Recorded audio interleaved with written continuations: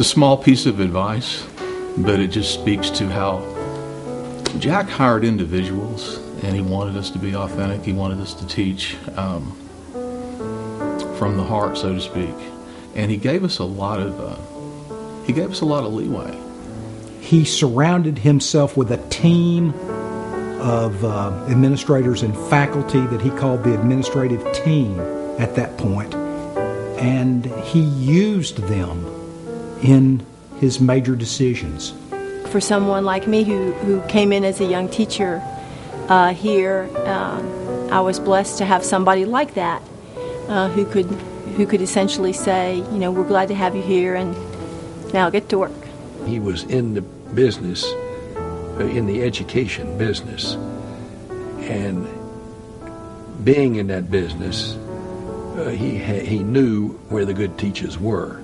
I hadn't even started yet, and I'm walking over to the first faculty meeting, and Jim McGregor, who was an old English teacher that I hardly knew him, I hardly knew anyone, he shouts at me across the campus, "Well, you're the newest flower in Heffner's little garden."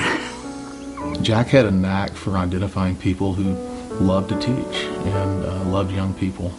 It was something that I think we appreciated because instead of having to ask a million questions or many questions, one could appreciate the fact that he was really paying attention. He might not have something to say, but when he did, it was usually perceptive. He could step aside from his job as headmaster and be very personal with you. He gave us a wide pitch, and he let us run with the ball. And that involved a lot of trust. And when you have a headmaster who trusts you like that, you feel very comfortable. Jack Heffner planted a bunch of flowers here, and they've taken root and sprouted. And they're the senior faculty at this school. He communicated enough with you so you knew where you stood with him. And if you were making a mistake, he was willing to call you on it. He had a way of cutting through the chit-chat and getting to the point. And I think as a headmaster, he carried himself with such dignity and grace. You could always tell when he was questioning what you were doing or whether he had something else he wanted to ask you. The glasses were on the nose, and he turned his head sideways and looked up at you. Mr. Heffner was a good study of human nature, in that he would kind of sit back perhaps in a faculty meeting or in a group meeting and more or less notice what was going on. He said this to a person that was sitting next to me. He said, "Did I miss half this conversation, or was I intentionally left out?" And that was kind of directive to, I don't like what's going on here. Somebody needs to fill me in. It struck me how black and white things were as far as discipline and how he dealt with the faculty.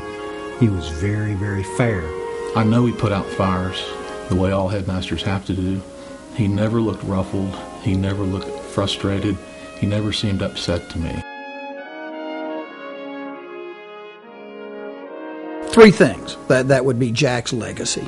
That I think, one, he left the school on a much better financial footing than he found it. Well, Mr. Heffner left us in the black, for sure. Mr. Heffner was a very impressive business person. It's during Jack's administration that they took the endowment from nothing to something. All you need to do is look around, and you can see that we now have an endowment, and at one point we had no endowment. You can see what has happened to the physical plant by looking at the campus. A lot of the buildings around here that are part of Jack's legacy, especially the science building, and Cooper Ferris and Davis dormitories. I think Mr. Heffner's legacy really kind of defines Webb in the modern era. Webb was fortunate and blessed to have some people early on who were strong leaders who saw the school could be a place where students could be challenged and could be developed and the rough edges kind of smoothed off, But in the spirit of learning in an academic setting, I think Mr. Heffner wanted to build on that and establish Webb as a place as well. He knew that he had to turn the school around financially. Without that turnaround, nothing else, none of his other visions would have meant anything.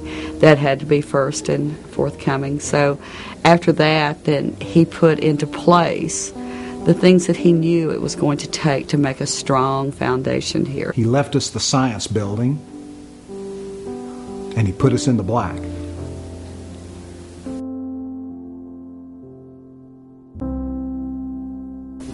He had a certain kind of quiet leadership. Early in my career, I was very concerned about making a difference here at Webb. And I went to him one time and asked him how long he thought a faculty member needed to be here before they had made a difference.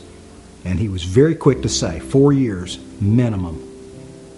That needs to be your minimum commitment. You won't really be able to make a good impact until you've been here 4 years.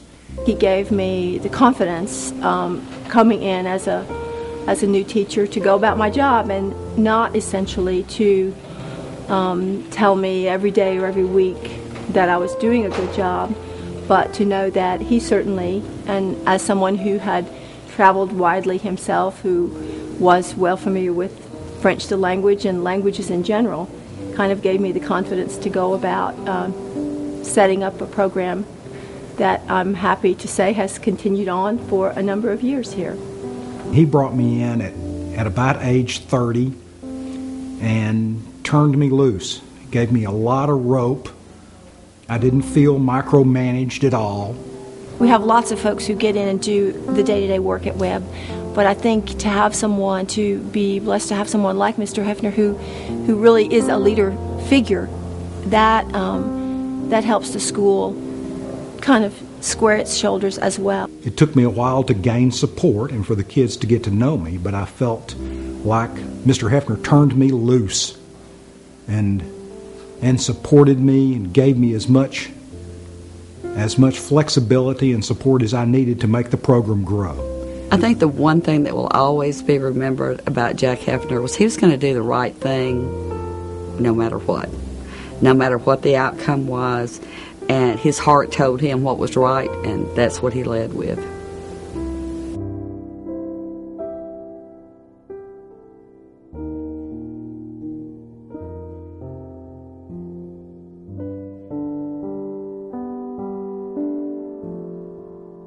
I think there was a carryover as late as when I was there of people who were always saying, would Sawney have done this? And I remember very clearly one day someone asked me that question. I was sitting in the office, and I'd had it up to there with that question over and over and over again. And finally I turned to the person that asked it, and I said, Sawney's over there in Hazel Cemetery, and I'm responsible and I'm sitting here. And I've got to make the decisions on the basis of what the conditions are at the moment.